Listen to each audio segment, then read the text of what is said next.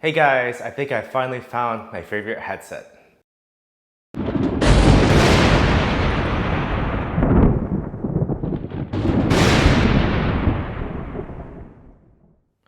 And welcome back. My name is Stanley and welcome to Superpower User, a TechTube channel that focuses on hardware reviews, computer builds, and tutorials. Today, we're going to be looking at the Sennheiser GSP500. The GSP500 is part of Sennheiser's gaming headset lineup, the GSP series, which include the GSP300 and 350, which are the lower end headsets, and the 500, 550, and 600, which are considered the higher end headsets. The 600 is a closed back design, and the 550 is a USB design. The 500, which we have here, is the open back version. All 500, 550, and 600 share the same driver or the same overall design. It's actually a long story how I ended up with the GSP500s, but needless to say, I ended up testing a lot of headsets, including the Sennheiser Game 1 and Game 0s, along with a Bear Dynamic MMX300. Out of all the headsets I tested, I like this the best, but that's not to say that this is perfect. There's actually a couple glaring issues that I have with this headset. My biggest issue with this headset is the comfort. It's designed to be very adjustable, but I have had difficulty finding this to be very comfortable in this current configuration. This headset is designed to be adjustable in the clamping force, along with the overall size with the adjustability here. You also have a hinge design, so it's designed to move or allow movement in the ear cups so that you get the perfect seal. However, it's almost as if they over-designed it or they tried a little too hard for adjustability. And I end up not having the perfect fit.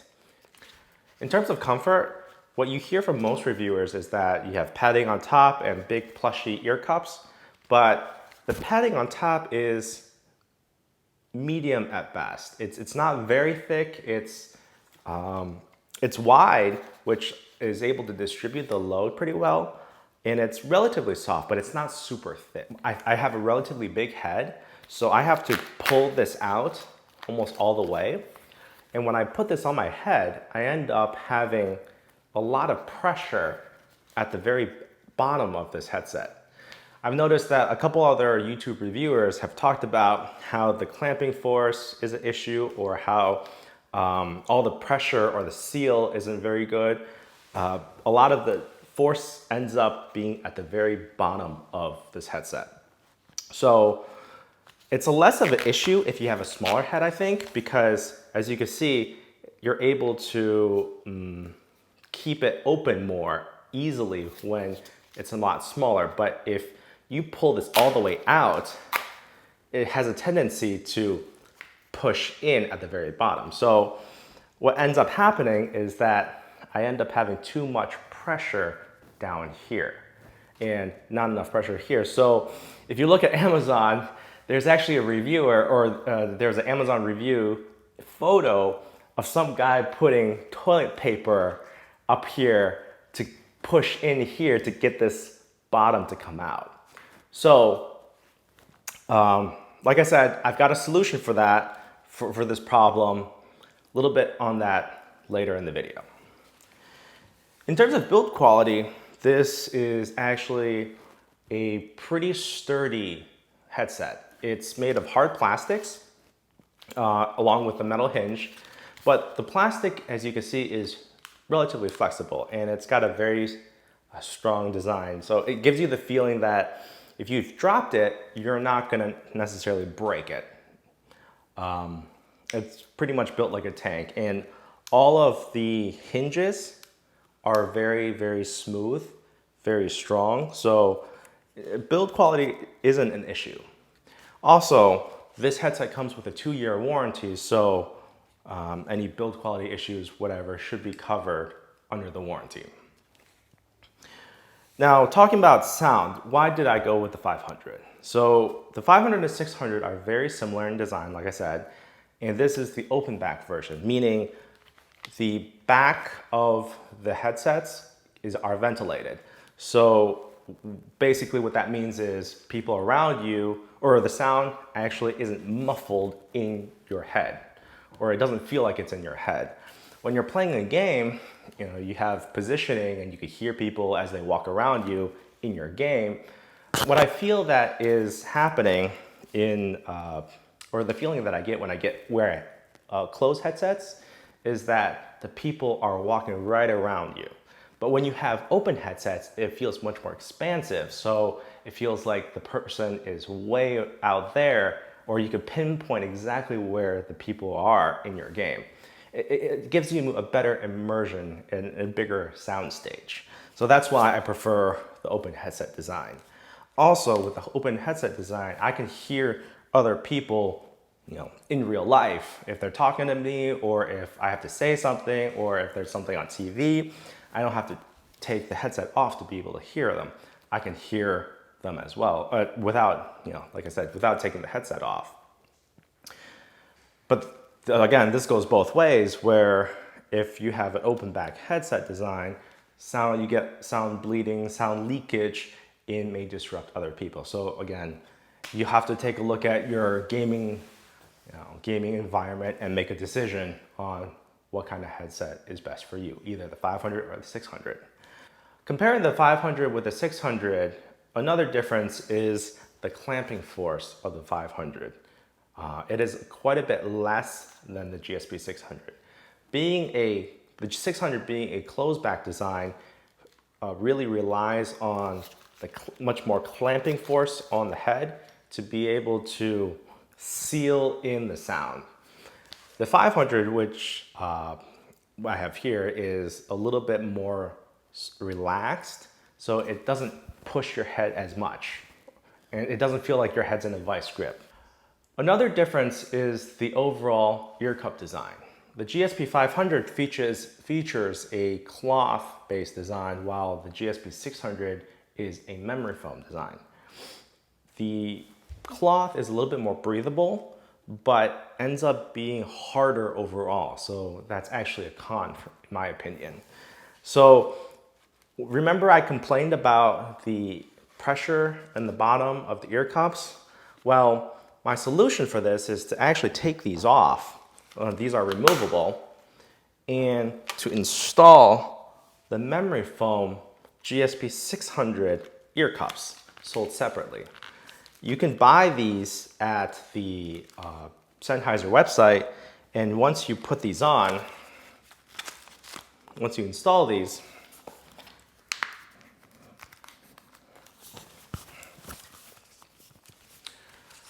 and as you can see, the memory foam ear cups are much more plush than the cotton ones. And the end result is essentially you get a much better seal against your head without any more pressure points in the bottom. So the pressure is evenly distributed along the whole ear cup.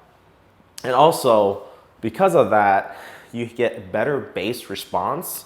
It's kind of like a mix between a closed back and an open back.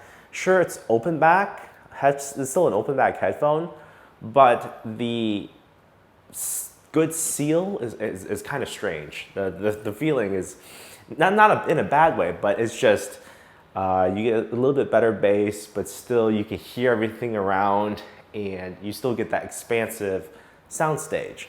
So it's basically the best of both worlds between the 500 and 600, and also because we're using the 600 or 500 with the open back design, and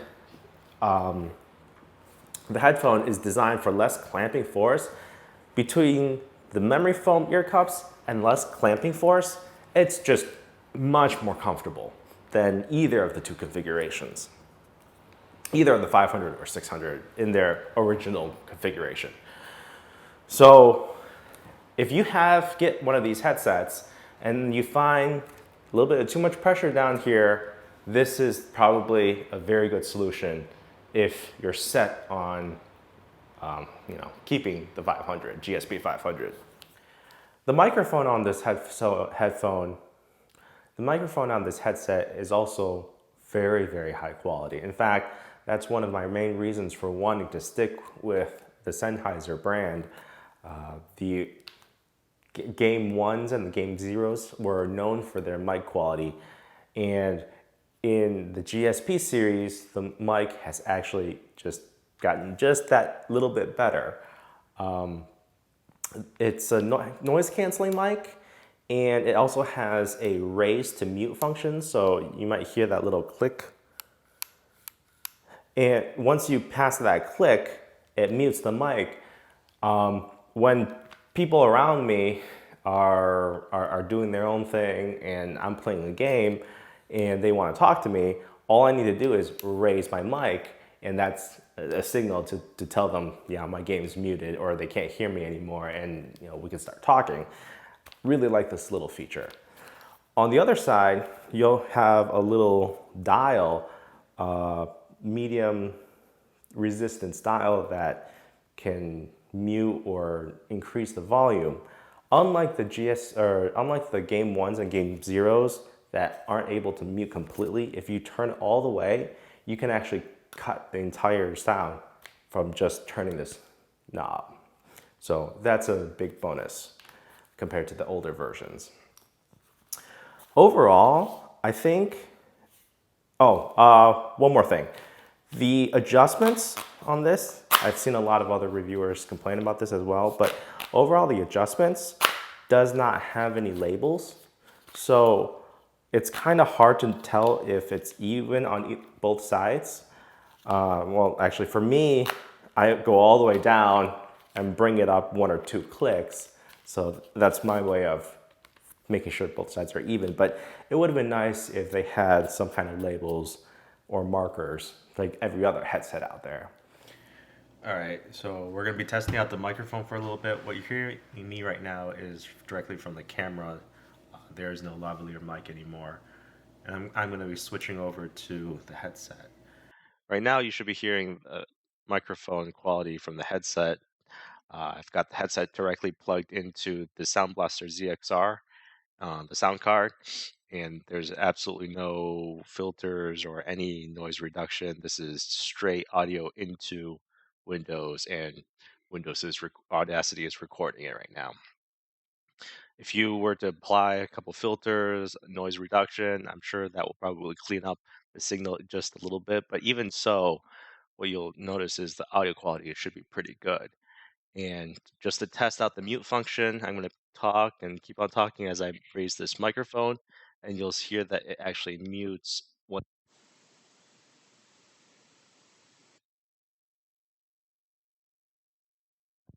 I was just saying that you can't actually hear me and you have no idea what I'm saying. So overall, the mic quality is really, really good. And for, uh, it's comparable to standalone microphones. Overall, all things considered, I still highly recommend this headset, and if you're able to try it out at a store near you, I totally recommend going for it. Or even if you have to, buy from Amazon and giving it a try that way, I'd say it's probably worth the effort. There really isn't that many headphones out there that have the sound quality, have the build quality, and the mic performance all in the package to compare with this. So if you found this video useful, make sure to hit that like button and perhaps comment in the section below your thoughts about this headset.